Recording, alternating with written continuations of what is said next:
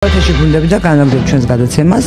მეორე ნაწილში შემოგვიერთდა ექსპერტი ახლო აღმოსავლეთის საკითხებში ვასილ პაპალა. ბატონო ვასილ, ძალიან დიდი მადლობა, რომ მონახეთ და მოხვედით და სირიაშიც მოვლენები ელვის უსწრაფესად ვითარდება და საბოლოო ჯამში სისხლიანად წოდებული ასადის რეჟიმის დამხობის შემდეგ თითქოს ამბოხების ჩახშობის მიზნით არანაკლებ სისხლიანი ოპერაცია ჩატარდა და ალბათ ტარდება სირიის ახალი ხელისუფლების მიერ. მე არ მეზარება რომ ეს გავიმეორო, რომლებიც ეროვნულ გმირებად იქცნენ ყოფილი ტერორისტებიდან და ანგარიშწორება გაიმართა ალავიტების ეს ასადის დინასტიის შეიძლება ითქვას დასაყრდენი ეთნორელიგიური ჯგუფის წინააღმდეგ, თუმცა ამბობენ რომ სხვა ეთნორელიგიური ჯგუფები დაზარალდნენ ამ პროცესში. მიუხედავად ამისა, 17 მარტს ბრიუსელში მიიწვიეს სირიის ახალი ხელისუფლების საგარეო საქმეთა მინისტრი, რომელმაც მონაწილეობა მიიღო ევროკავშირის სირიის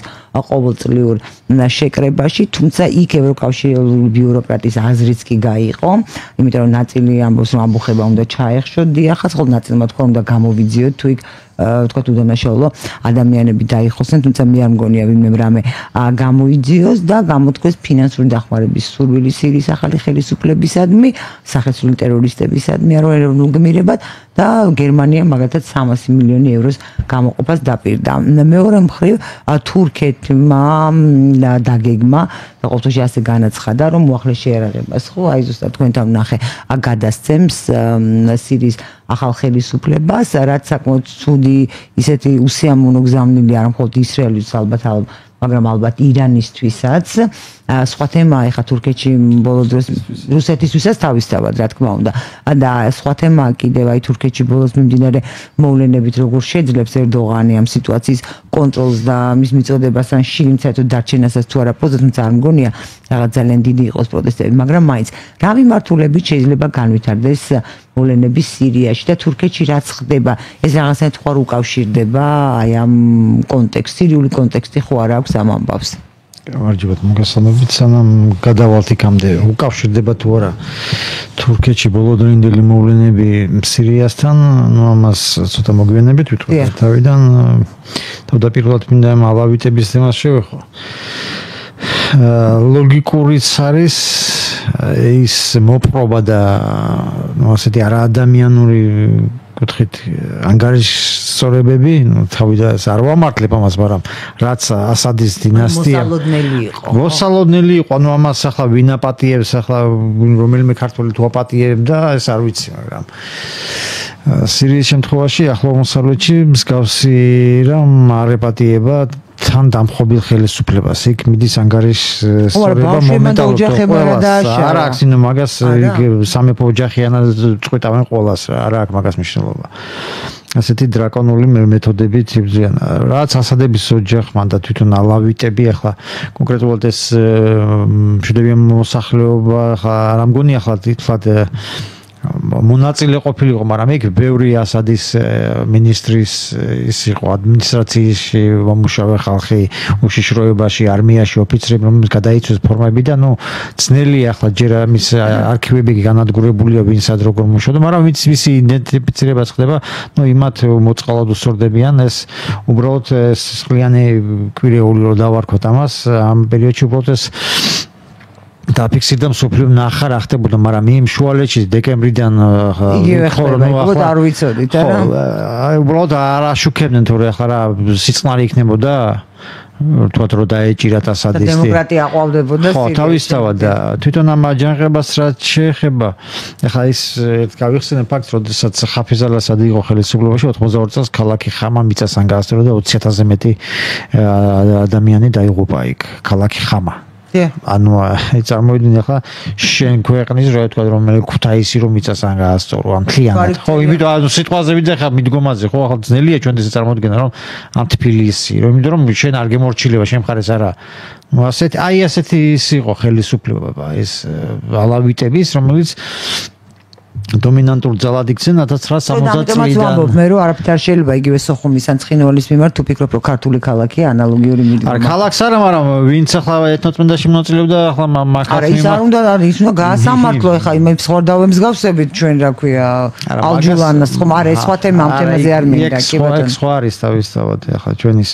ანუ თვითონ მიდგომები ახლა 20,000 ადამიანი დაიღუპება ასეთი ხელისუფლება რომ მართავს ის რაც ოფიციალურად გაჟღერდა ახლა დაპატიმრებულების მიმართ როგორ მოეპყრობოდნენ იქ ათობით ასობით ათასი იქნებოდა მთელი ასადის მამაზე ვამბობ ასადის მასადი თვითონ დინასტიის და ამ ალავიტების რეჟიმის არსზე თუმცა განსხვავებული იყო ეს არ იყო ისლამისტური ხელისუფლება ეს იყო მკვეთრად საერო ბოთ ქვეყანა იყო მუსლიმური და ნუ რაღაცებს ითვალისწინებდა მუსლიმურიმაში მაგრამ საერო ის იყო და ნებისმიერ ისლამისტური მას გამოვლენებას ანუ არ იყო ისეთი აუცილებელი რელიგიური დოგმით ცხოვრება როგორც ახლა ზამკვიდრებას ცდილობენ სირიაში. და ალავიტების ახლა ეს ასეთი გამოვლენა ახლა აქ რამდენიმე ვერსია შეიძლება ითქვას. ხო, ზოგი საუბრობს რუსეთის სახალისებრივად, თუმცა ჩემთვის გასაკვირია რუსეთი, როდესაც ბაშარ ასადი აგერა ამხობდნენ, ერთი აფრენელი თვითმფრინავი არ მინახავს ალეპოს დასაბომბად, თქვა და მის გადასარჩენად. საკმარისი დრო ჰქონდა.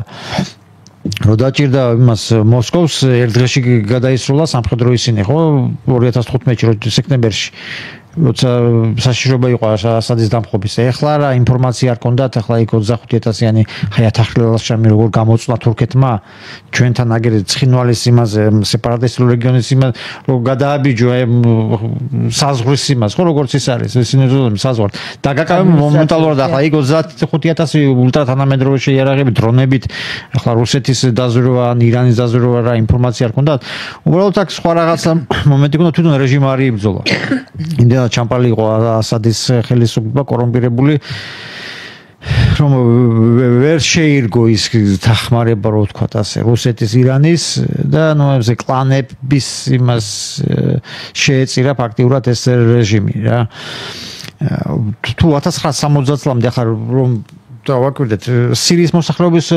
10-12% იყვნენ ალავიტები ესენი მართავდნენ სირიას ბოლო 1970 წლიდან 60 წლამდე ალავიტების პროცენტული მაჩვენებლობა ძალოვან წყებში იყო 25%-მდე.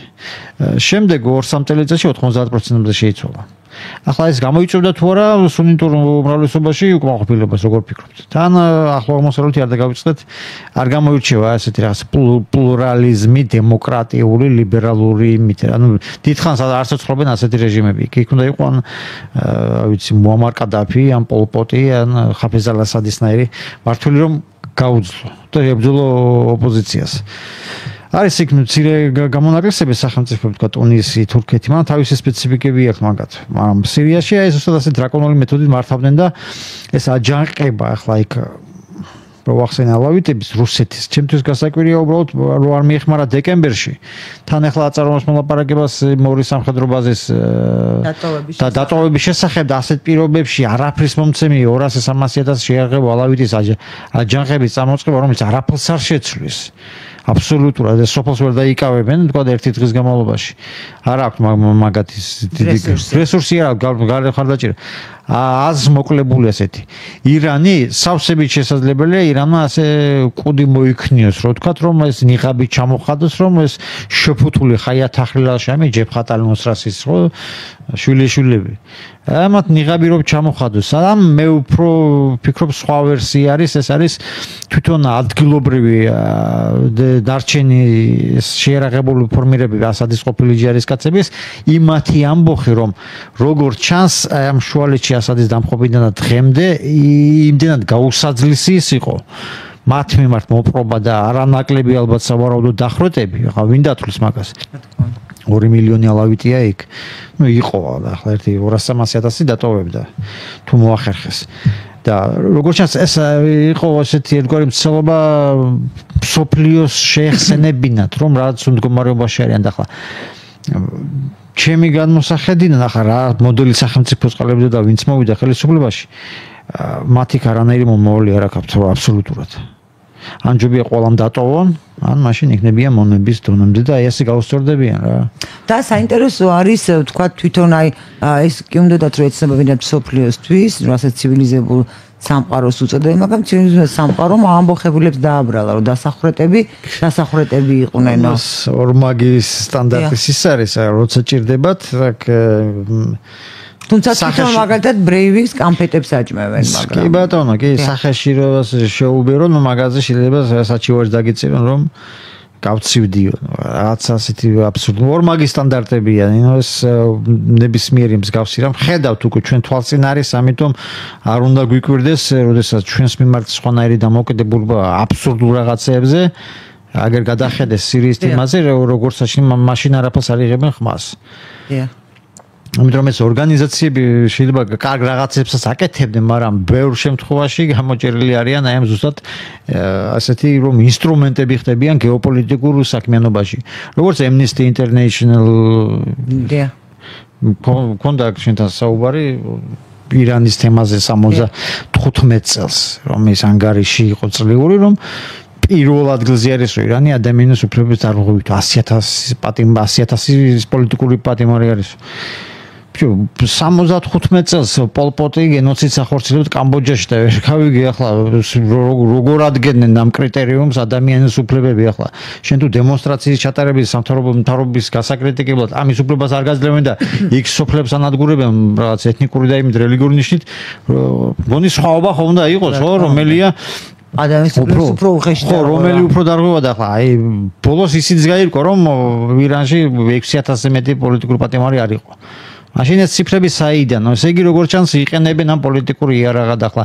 ამიტომ ნებისმიერი დასკვნა როგორც ჩანს გადასამოწმებელია სხვა წყაროებით. იმიტომ რომ აპრიორი ვერ დაეყრდნობ, იმიტომ რომ მაგერი არის ირანის მაგალითი მოვიყვანე ხელმისაწვდომია ეს ინფორმაციები გადაამოწმეთ 75 წლის თუ 76 წლის დეკემბრის ის არის. წლიური ანგარიში.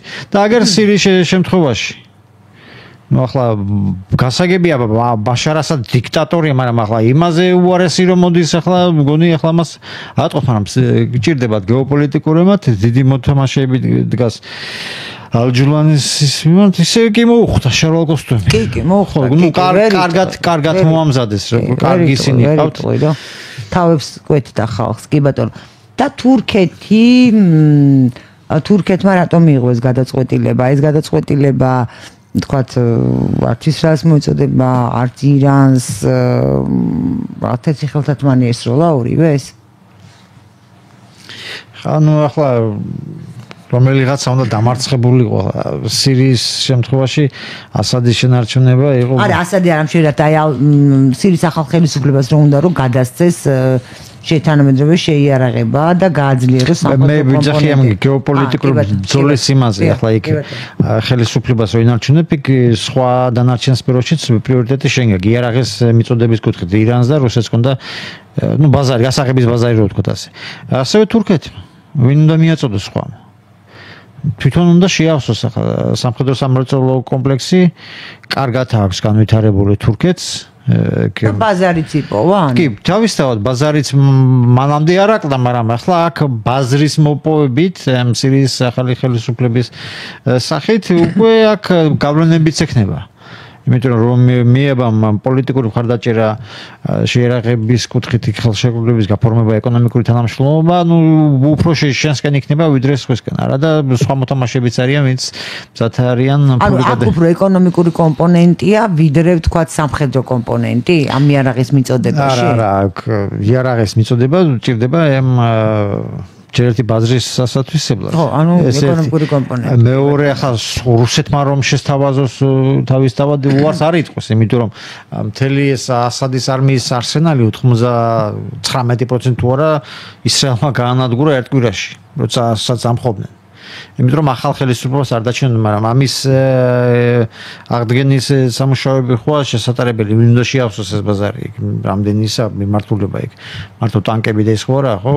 ავიაციის მიწოდებაზეც არის. ახლა ავიაციის მიწოდება იქ პილოტებიც უნდა გაცნო, ახლა რომელიც და თქვათ ის საინტერესო მომენტი არის, რომ ვთქვათ აი ოფიცრების დონეზე დახმარება შესთავაზა და ეხლა აი სომხეთი აზერბაიჯანის ომის დროს ფაქტობრივად გაწვნეს და გარდა ამისა თურქი ოფიცრები სამხედრო ოფიცრების ამბობენ ესე დაგეგმილი იყო და ისინი ხელმძღვანელობდნენ აი ამ ომს რასაც საბოლოოდ მოყვა ყარაბაღის აზერბაიჯანის შემადგენლობაში დასრულება და რაღაც რისთვის ჭირდება რომ გაწვნას თურქეთმა ანუ ეს ახლოს მიუახლოვდა ისრაელს ანუ თურქეთმა დაგეგმა ყარაბაღის ომი? არა, თურქეთმა დაგეგმა კი არა, თურქი ოფიცრები იღებდნენ მონაწილეობას. არა, მონაწილეობა ისინი აზერბაიჯანში იმყოფებოდნენ, თუმცა არა, ზოლის ველზე არ იღებდნენ მონაწილეობას, მაგრამ ის რაღაცა კონსულტაციის და იმას მიცემდნენ, მაგრამ მთლიანად აზერბაიჯანის სამხედრო მანქანა მართავდა მაგ სიტუაციას ახლა. რომ გადახედო თურქეთის ფაქტორი, თურქეთის ფაქტორი მოაწილო აზერბაიჯანის სამხედრო მანქანა რა ჩამოიშლება და დაჟანგდება თუ რა დაემართა. არა, ამიტომ საკმაოდ ყველა სფეროზე განვითარებული. თურქეთის ოფიცრობა რო არ ყოფილიყო და თქვა ეს გავლენა არ ყოფილიყო და არ ესწავლებინა აზერბაიჯანის ოფიცრები რას გააკეთებდნენ. მე ეს ვიგულისხმობ. თავისთავად, იქ მაგრამ იქ სხვა მოთამაშეებს ამიტომ დივერსიფიცირებას აკეთებს აზერბაიჯანი ერთზე არა მიბული. მიუხედავად იმის რომ დიდი ძმა. არა მე ამისთვის თქვი ანალოგიისთვის რაღაც ანალოგიური სქემა არის სირიაშიც მე. კი ბატონო, ახლა იქ სირიის ხელისუფლება უარს არ იტყვის მიიღოს გინდ რუსეთისგანაც. უბრალოდ რა ფორმატი ჩამოყალიბდება ჯერ შიდა დაჯგუფებების ის არა კლანების ის გარკვეული. ისინი შეიძლება ერთმანეთს დაერივონ შიგნით. რას ყოველთვის ხდება ასე. ახლა ეს ჰაიათ ახრილაშამი სადაც ალჯულანი იყო მეთაური 40-ზე მეტი დაჯგუფებისგან შედგებოდა. ხო და იქ უზბეკები, ცენტრალურ აზიიდან, ტაჯიკები, სხვადასხვა ისინი, პაკისტანელები, სხვადასხვა ნაიომნიკები არიან და მათი მართვა იმათ სხვადასხვა ფეის ყავდათ დონორები და ფინანსისტი, საგარეო მხარდაჭერები. იმათ სხვა თავიანთი ინტერესები აქვს. ამ სიტუაციაში თუ თავის ნამსხვრეს ნაჭერი არ მიიღეს, ნუ იმათ შეიძლება რაღაც სხვანაირი ნაბიჯები გადადგან. შანსი არ ექნებათ ახლა ალჯულანი დაამხონ, მაგრამ პრობლემებს შეუქმნია, რაც მას ნაკლებად უნდა ახლა ასეთ სიტუაციაში თან იმ ფონზე, როდესაც ქურთებთან ისტორიულ შეთანხმებას მიაღწია. რაც ასალმა ვერ მოახერხა, მაგრამ ვერ მოახერხა. ნუ ხა მიაღწია, იმიტომ რომ ამერიკა გავლენა ქურთებზე და რა თქმა უნდა მიაღწევდა, იმიტომ რომ ამერიკის ცენტრალური სარდლობის გენერალი რო შეხვდა იმ ქურთების სამხედრო იმას მაზლუმს, იმისი მეორე დღე შეხვდა ალჯულანს და დამთავრდა და ასადის 10 წლის განმავლობაში არ ყოფილა ასეთი რაღაც. ანუ ვინც ბლოკავდა ახლა ქურთების იმას, სულობა გასაგებია, იმიტომ რომ ასადის რეჟიმს ქურთების სიმართლე რაიმე დრაკონული ასეთი დიქტატორული მეთოდებით არ მიუმართავს, თუმცა დისკრიმინაციული ხასიათი ქონდა ქურთების სიმართლე. ანუ პრინციპში როგორც მე ხვდები, ეს სისხლისღვრა გაგრძელდება, ერთი მხრივ იმიტომ რომ ალავიტები ყველა ვინც ასაც დამთავრებულია უჭერდა მხარს კი ბატონო განეიტრალდნენ და მეორე მხრივ ერთმანეთშიც უნდა გაარკვიონ ძალაუფლების მომენტი. და თურქეთზე რო ანუ ერთმანეთშიც უნდა გაარკვიონ, ხო იქ დაჯგუფებებმა რომელიც სათავეში მოვიდა, თქვა სირიაში, ვის აჯობებს. ნუ სიწყარი არ მგონია ხა სირიაში დამკვიდრდეს, მაგრამ აი თანხის გადაცემა ვისთვის აპირებს იმ თანხის მიცემას? ხა ის რო თქვა გერმანიამ რომ მივცემს ამას, ეს არ ნიშნავს რომ მისცემენ, ხო? ან როგორ მისცემენ არ ვიცი, თანხის მეტი წილი ალბათ ისე უკან გერმანიაში დარჩება, მაგრამ ამ თანხას ვისაძლებენ და რა უნდა მოხდეს სირიაში? ხელისუფლებას. არ ვიცი ახლა ახან შეხვედრაც იყო მათი საგარეო საქმეთა მინისტრის ასადის დამხობის შემდეგ, ნუ რაღაცა წილი თქვა გეოპოლიტიკური იმის დივიდენდები ჭირდებათ, იმიტომ რომ ინტერესი რო არ იყო, ხო არ ჩავიდოდნენ ახლა. კამბოჯაში ჩავიდნენ, სადმე კონფლიქტი მოსაგრობდა არა, ნუ არა ინტერესებს შორს არის. აქ ჩავიდნენ, რატომ აქტიურობენ ასე? ესე იგი რაღაც ინტერესია აქ, ჯერ უბრალოდ არ ჩანს ამის კონტურები. აი ამ თანხის გაცემის არ გაცემის იმაზე, ნუ ერთია დაპირება გაცემა, მეორეა თავისთავად მისცემა. მაგრამ რისთვის მისცემენ ისიც გასაკვირია, მაგრამ ისინი ისთვის გამოიყენებენ, რა თქმა უნდა. შეიძლება ისე შეფუთონ, და ახლა სკოლების ასაშენებლად და იქ ან ალავიტებისთვის დასახლების ასაშენებლად. არა, ალავიტების თემა დახურულია უკვე სამუდამოდ. მათ ანუ ძალიან ტრაგიკული ამბავია, ხო, ანუ არსებობს რაღაცა ხალხი, რომელიც არის აბსოლუტურად დაუცველი ამ დედამიწაზე, ნებისმიერ მომენტში ისინი შეიძლება დახოცონ და ხოცავენ.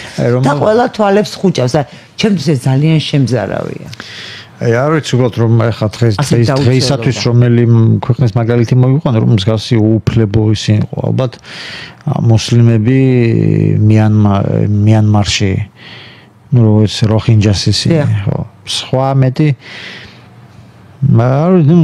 თვითონ კადრებიც ნახე ხო ახლა არა მე არ შემიძლია ამ კადრების არ მივოდ ვიცი თორე არ მინახე ახლა ესეც საინტერესოა თვითონ ახლა ფსიქოლოგიური იმით ახლა დამასკოდან რომ მიიღებ ბრძანებას სისხლი ჩაახშო, მაგრამ ეს გადაიღეო ამის ლაივ რეჟიმში და დადეო დედისინო ხრიტაო შვილს გინდა ლავითის სამხედრო იყოს და ამის პოზირებ, ნუ ახლა ამ იმიჯისთვის დამხობდი, მაშინ ასადი მართალი ყოფილა კაცო. აქ ეხლა მე მაინტერესებს, აბა ყოფილი ტერორისტი რას იზავდა, აბა ცოტა უცნაურია, რომ ყოფილი ტერორისტი დახურდა ადამიანის პირდაპირ ეთერში. თალიბანს იგივე არ გაუკეთებია.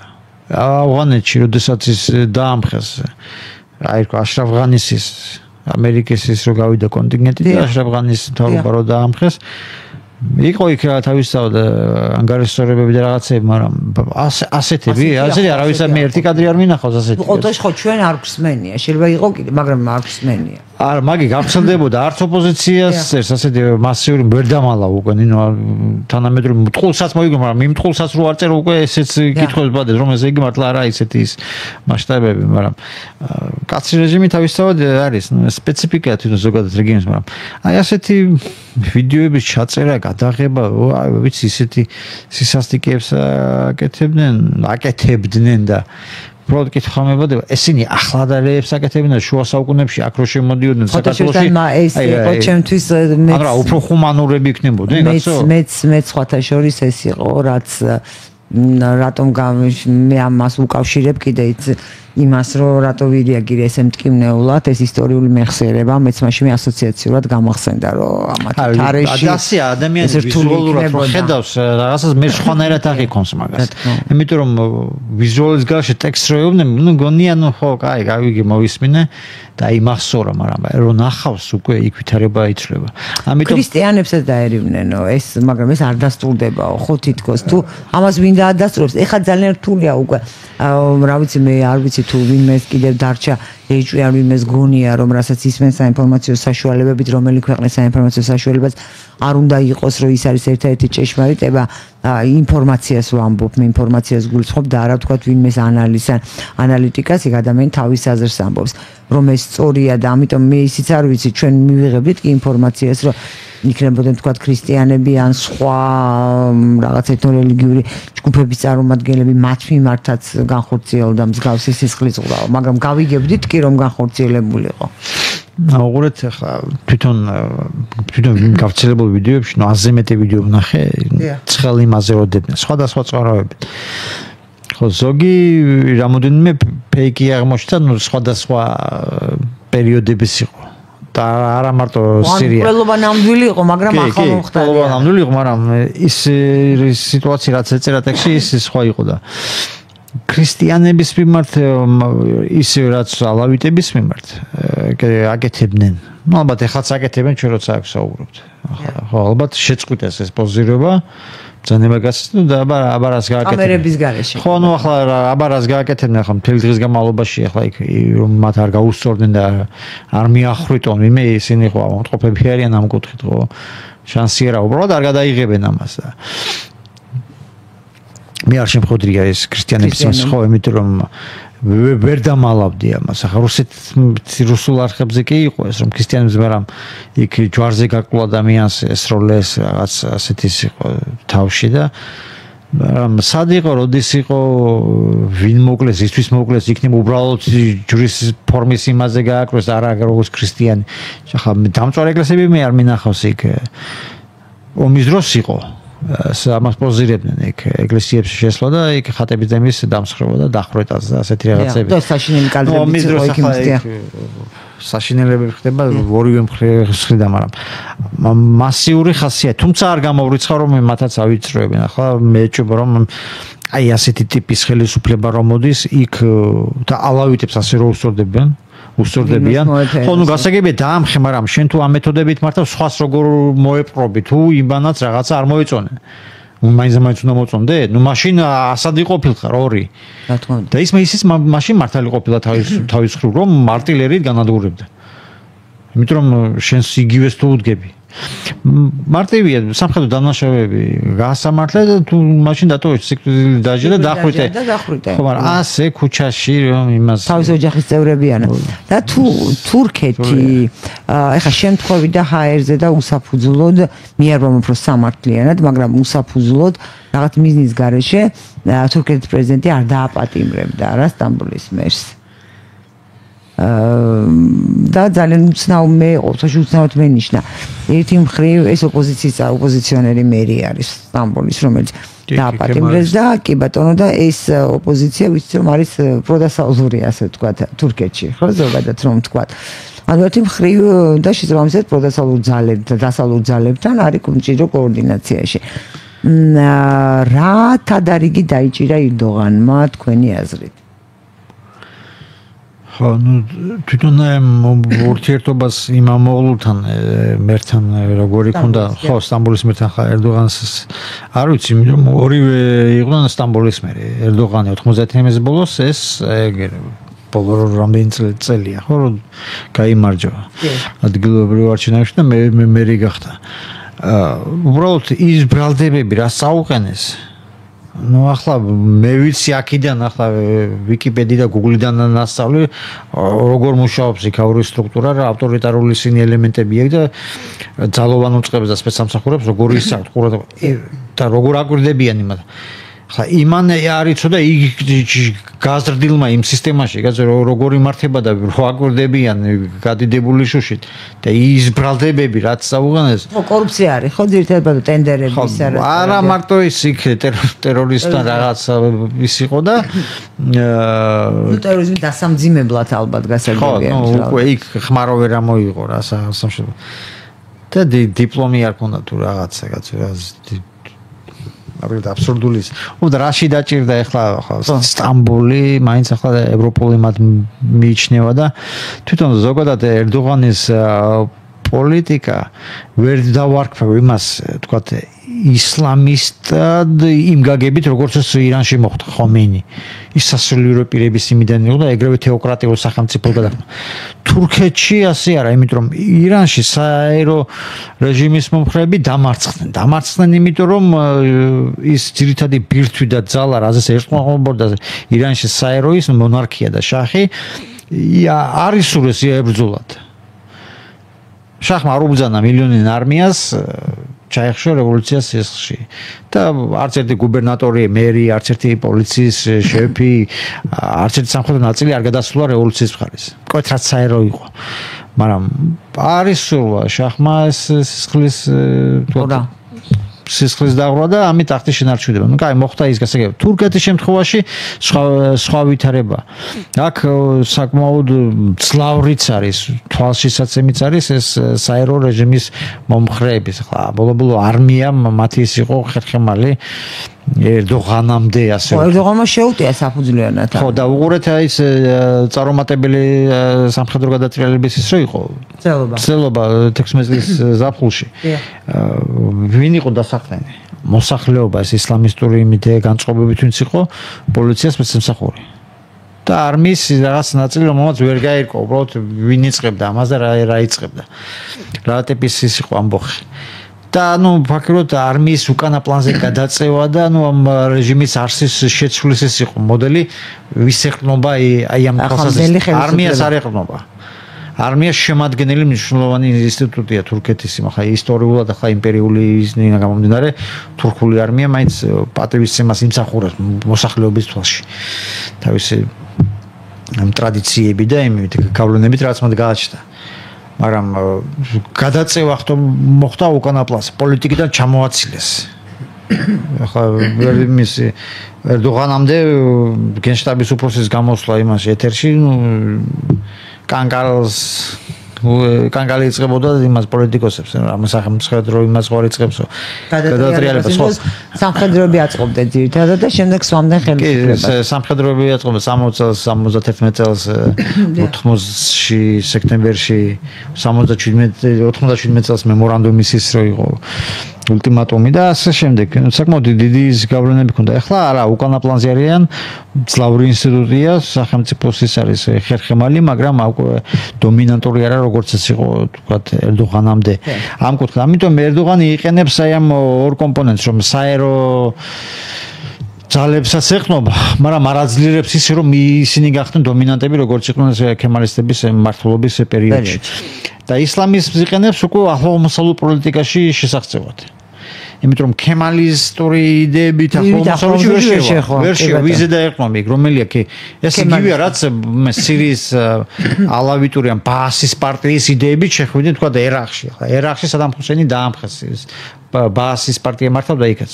ორი ფრაქცია იყო იმაში, ვინც მართავდნენ ბაას 60-იან წლებიდან, ეგ ჯერ სადამ ჰუსეინი დაამხეს, მაგრამ იმათ შორს, როცა ისინი ორი ხელისუფლებაში იყვნენ, მაშინაც იყო ის კონტრა. ერთმანეთს დაპირისპირებული იყვნენ.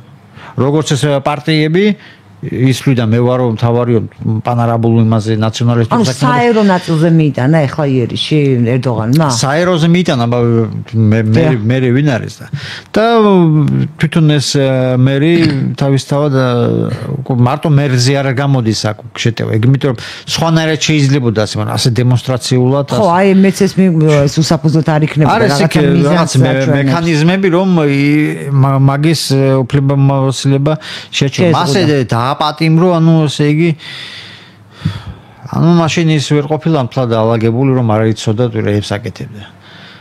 ან მოუგონეს? ახლომოსალუთში ეს საკმაოდ ისეთ მოხერხებული ის არის მომენტი, რომ მოუგონა. ყოველში მე მგონი ჯობია რომ ჩვენ ჩემთვის ძნელია დავიჯერო რომ როგორც ასეთი სტრუქტურები როა ახლომოსალუთში და ძალოვანი სტრუქტურები დომინირებს. იქ შენ აკეთო ის დაბრალდება ახლა შეტენეს თან ოფიციალურად ლეგალურად ხარ იმის ახლა ქალაქის დედაქალაქის ან მეორე დედაქალაქის ის მერი ხო და საკმაოდ რთულია, მაგრამ რას გამოიწვევს ეს უბრალოდ კიდევ ერთი დარტყმარის იმ ძალებზე, ვინც დასავლეთთან ასოცირდება. ხო, მეც ეს რისთვის რატომ ახლა ეს რუსეთისგან შემოbrunდა რაღაცა დებილური განცხადებების მე არ მჯერა. იმიტომ რომ დიამეტრალურად განსხვავებული ის იდეები აქვს მაგათ. ლიბიაში ებრძვის რუსეთს, სირიაში დაამარცხა ფაქტიურად მისი გავლენები, სამხრეთ კავკასიაში თურქეთის გავლენები უფრო დომინირებს ვიდრე რუსეთის. უკრაინაში უჭერს მხარს მას კიევს. რუსეთის წინააღმდეგ. ხო და თან პარადოქსული ისაა რომ ამავე დროს ვაჭრობს რუსეთთან. კი. წლიური შარშანდელი თუ არ ვცდები 2024 წლის დეკემბრის მონაცემებით 50 მილიარდ დოლარს გადასცა. თუნდაც რომ კი, 50 მილიარდ. იმავე პერიოდში ირან რუსეთის სავაჭრო ბრუნვა 5 მილიარდს ლივს მიუახლოვდა. თუ ცოტა გადასცა 5 მილიარდს. და ირანი მსოფლიოში ნავთობგაზმარაგებით მსოფლიო ხუთალში შედის. თურქეთს მსგავსი რესურსები არა აქვს. ხო, თურქეთი. ხო, ხა თურქეთს რო კონდეს იგივე რესურსები რაც ირანს აქვს. ნუ მე ნახავდი შენ ოსმანური იმას ამბიციებს. თავისთავად არ აქვს რესურსები. სადაც წდება, თავისთავად იქ თავის იმას ავლენს.